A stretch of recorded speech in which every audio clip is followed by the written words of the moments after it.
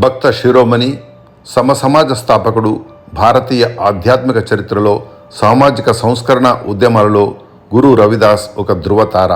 14వ శతాబ్దంలో వారణాసి గడ్డపై ఉద్భవించిన గురు రవిదాస్ భక్తి మార్గం ద్వారా సామాజిక అసమానతలపై గలమెత్తారు.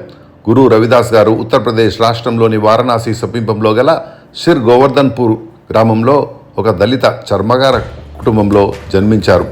కులవృత్తి ఆయన చర్మకారునిగా ఉంటూనే పరమాత్మ చింతనలో నిమగ్నమయ్యేవారు.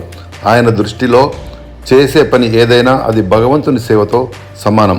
రవిదాస్ గారు అణగారిన వర్గాల ఆత్మగౌరవం కోసం అహర్నిశలు శ్రమించారు.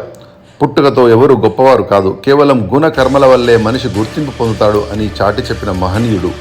అప్పట్లో వేదాలను, ఆధ్యాత్మిక జ్ఞానాన్ని అందరికీ అందుబాటులోకి తీసుకురావాలని పోరాడిన మహానుభావుడు. భక్తికి కులమతాల పట్టింపు లేదని నిరూపించాడు.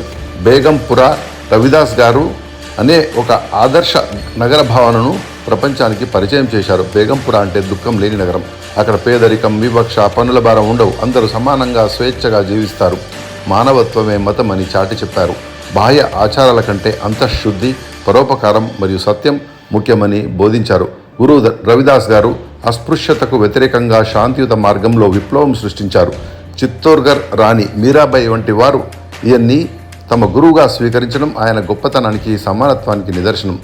గురు రవిదాస్ గారు రాసిన 41 పద్యాలు, శ్లోకాలు సిక్కుల పవిత్ర గ్రంథమైన గురు గ్రంథ్ సాహిబ్లో చేర్చబడ్డాయి.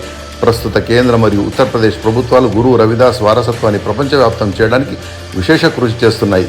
ప్రధాని నరేంద్ర మోదీ గారు వారణాసిలోని గురు రవిదాస్ జన్మస్థలమైన సిర్ గోవర్ధన్పూర్ వద్ద భారీ గురు రవిదాస్ జన్మస్థలి క్షేత్ర అభివృద్ధి ప్రాజెక్టుకు శంకుస్థాపన చేశారు అండ్ ప్రాజెక్టును చేపడుతున్నారు. అక్కడ ఆయన విగ్రహాన్ని ప్రతిష్ఠించడంతో పాటు భక్తుల కోసం మౌలిక సదుపాయాలను మెరుగుపరిచారు.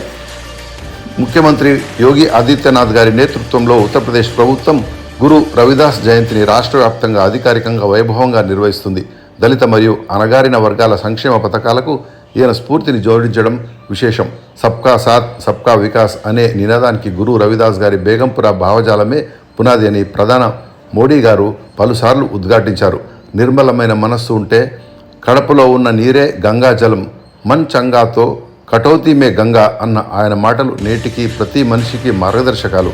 ఆయన చూపిన సమతా మార్గం భారతదేశాన్ని విశ్వగురువుగా నిలబెట్టడంలో కీలక పాత్ర పోషిస్తుంది అనడంలో సందేహం లేదు.